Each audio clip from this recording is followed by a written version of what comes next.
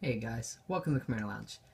Today we are going over how my pre-release went for Magic Origins, and it was a blast. I came in early, got to play Commander, didn't get to finish. The game was going way too long, even though we did have somebody playing Feldergriff, or whatever his name is, the Hippo. It was awesome. It was group hugness. I played my Fight Club deck.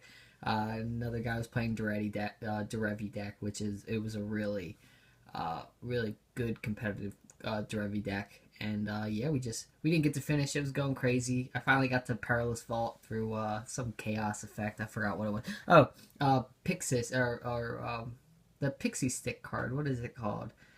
The Pandemonium or whatever it is. The one that exiles cards and then puts them all into the battlefield. I got my Perilous Vault and I just cracked it.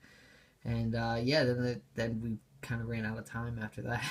So yeah, was awesome, and also it was awesome that I got to pick the color I wanted. My color didn't sell out on me like last time.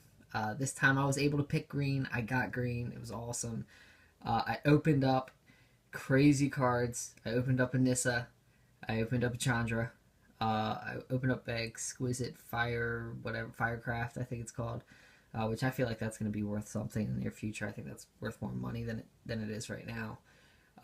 But yeah, I play tested this deck, and I originally had Chandra in it just because I thought it was awesome. But Chandra was terrible when I play tested it before the tournament started. So I took her out and replaced for the pseudo flying statue guy, since I have a lot of creatures in here. So yeah, let's just get into the deck right now. It was a bunch of fun. So yeah, we're starting out with our creatures, 2 drops. I ran Leaf Gilder. It's not Elvish Mystic, but it's very aggressive, so it's fine. Dragon Fodder.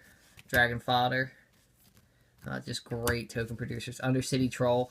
The regenerate was huge. It was I don't even care about the renown that regenerates the thing.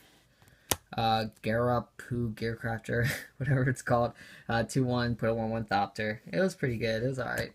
Orchard Spirit probably did the most work in this deck because when I first built this deck, when I opened all the craziness and I put it together, I was like, this deck is so good. I'm going to be so surprised. Like, if I don't go 3-1, I'm a terrible Magic player. Well, guys, I didn't go 3-1. I got absolutely whooped. I ended up going 1-3. And I think it's because the top end of my curve didn't go crazy. I had bombs, but I went up to 5-drop, which is unusual in a green-red stompy deck. It only goes, the mana curve only goes up to 5, and you'll see as we go through it. The Orchard Spirit, it basically turned in, because I had 2 of these, it turned into like a tempo strategy with the bomb as backup, kind of. So we have the Orchard Spirits, to get in. Like I said, 2 of them. Hitchclaw Recluse was really good. Nissa Vastwood Seer, the first game, she did work for me when she flipped. This was an instant kill. As soon as it came out, people either killed it. I mean, most of the time they got killed, but the first match, I got to use her as a Planeswalker, and it was so much fun. I used everything except the last ability, of course. I made the legendary when I was about to win, and it's just the card advantage. Holy Jeebus, Nissa did work. I tried to sell her after the tournament, but they weren't ready to take her yet, so I'm eventually going to sell this card for store credit since it's at $25 right now, and that's crazy. Alright, then we have Angel's Tomb. This was actually, this was originally, like I said, Chandra, but Chandra was terrible when I was testing her, so I was like, you know what, I need another flying creature to kind of get in there, another evasive creature, and this was fine with my creature count, because I think, other than this, I got 16 other creatures in the deck, so it's fine. And that's including Goblin Fodder. Okay, so we have Skyraker Giant, 4/3, awesome that it has reach. I was happy I got to go play in red, though, but I don't know, maybe black would have been better, because sometimes late game the burn did nothing. It was tough. And I was always against crazy good bombs. I'll explain that in a second, though. Alright, and then we have Cobble Brute, 5 Deuce. Llanowar Empath was awesome. Being able to scry and get the creature you want. I had one time where I was stuck against it so hard that I needed mana so bad that I didn't even scry for the creature. I just played this just to get scry for the land I needed. Pretty good. Rox Mauler didn't do much for me because I think this was another card that as soon as I put out, they just killed it. Like, it just got killed on contact. I don't know if I got really unlucky or if my deck's just terrible. It was just ridiculous. If this deck felt really good and it felt really stompy for not going above 5 mana cost. And we have Prickle Boar. Prickle Boar was funny. It was awesome. Pretty sweet card. I love this card. I was so happy to play it. It didn't do too much because it felt like I was getting my ass whooped by the end of it. By the time I got him out, I was about to lose, I think. Conclave Naturalist, a great card. Absolutely awesome. I did play this a turn early one time when somebody threw out some sort of enchantment that did work. That led him to win the game, so it's a little impatient. I played really impatient at the pre-release, though, unfortunately. That also happened. Outland Colossus, oh my god, it's my promo. This card looked like it was awesome, but you know what? This card kind of pissed me off. This card sucked for me because it doesn't have trample. I know this is asking too much for a 5 mana 6/6. We can't give it trample. It's got Renown 6 that can only be blocked by one creature at a time. I understand. It's not good for limited. When people go wide, and they can also block with their Goblin Fodders, and they can wait all day for it. But I did have a funny matchup where I was literally like, the guy was about to answer my Outland Colossus, come back and try to win the game. And I did have him at 12/12 or Renowned.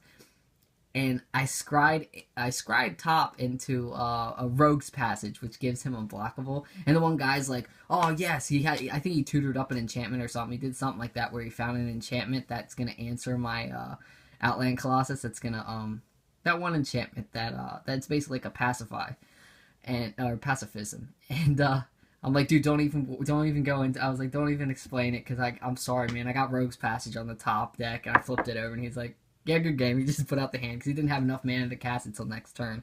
So it's like I was able to essentially get in for 12/12 unblockable, which was awesome. Aerial Volley did work. A lot of people were thinking maybe this should be a sideboard card. This was awesome. This was always a thing. You know, you have white aggressive flyers. You got blue aggressive flyers. You got red aggressive flyers with the Thopter shenanigans. Well, not really red aggressive flyers. You had to get real lucky to get crazy red aggressive flyers. But, I mean, I think it was always worth one of in the main board. And that's why he was here. So these are my non-creature spells, by the way. Aerial Volley is just nuts. It's so good in green. Might of Masses. This was originally Titanic Growth. Somebody told me to put in Titanic Growth over this. And I was like, I was thinking, but I go wide. And they're like, nah, not really. You get a little stompy near the end and everything. So, played the first game. I saw how wide I went the first game, and I was like, I took Titanic Growth right out and threw Might of the Masses in.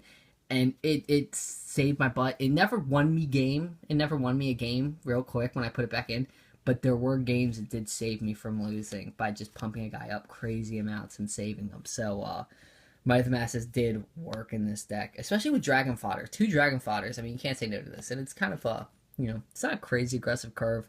It was pretty balanced for mid-range. So, yeah, it was pretty good. Fiery Impulse, amazing card. Just really good. Removal. Can't say no to it. Exquisite Firecraft. I love this card. This card was really good also. It burned. So that's all I can say. Lightning Javelin was disappointing to me. I mean, it needed to be in this deck.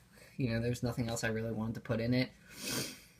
But it just felt like it needed to be cheaper. It felt like by the time I could use it, it didn't matter. It felt like there was always 4 higher toughness. I always went against the bomb that I was like, okay, I need 2 of these at once. But I did have 2 of them, so, I just needed it, just in case, I needed for the removal to get especially the tempo with that one thing. And I think I ran 8 mountains and 8 forest. And last but not least, Rogue Passage. Oh no, I dropped you! Rogue's Passage. This is the one thing I told you about that I won the game with. So now getting into it, Dad, you're very special. Okay, so I went 1-3. I got absolutely crushed. I didn't do too good today. So the first game, I went against Green-White Renown, kind of. And, my Nissa did work in that deck. I mean, it did work in that game. Nissa just, gave me so much card advantage, I just was able to go wide and just go nuts.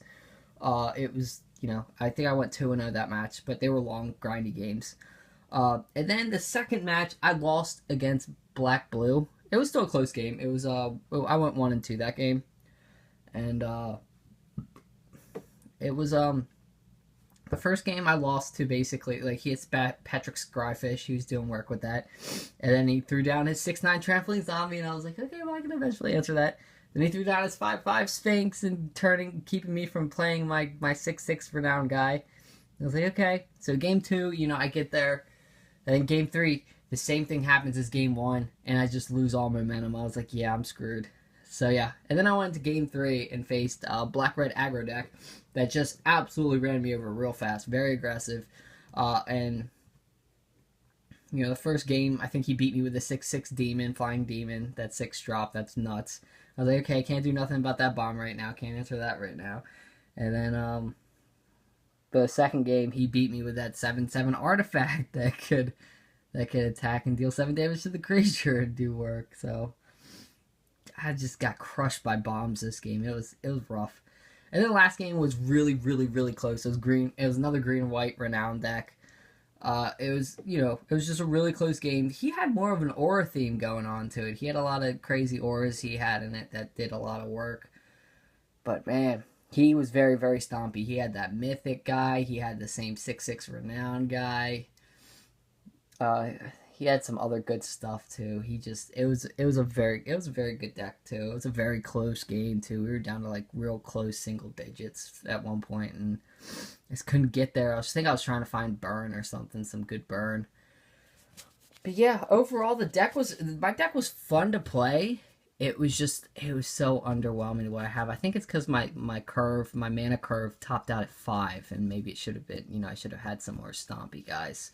So I think that was my ultimate problem with my deck. I don't know. As you guys see the deck, you guys should let me know, you know, what I did, if I did something wrong.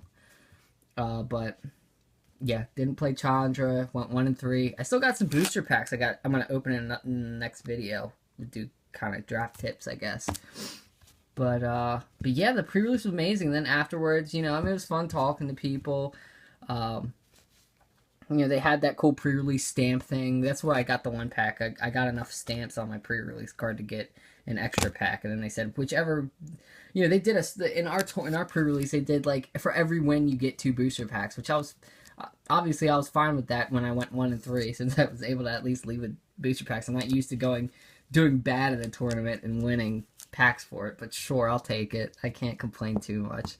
But after that, I got to play some commanders, got to get in some good trades, got a foil Eternal Witness for my Prosh commander deck, so I'm excited about that. Got to play Pauper, get another guy to play Pauper with me. That's awesome. So spread the Pauper love worldwide, please, guys. It's awesome. Pauper is cheap, and it is still competitive.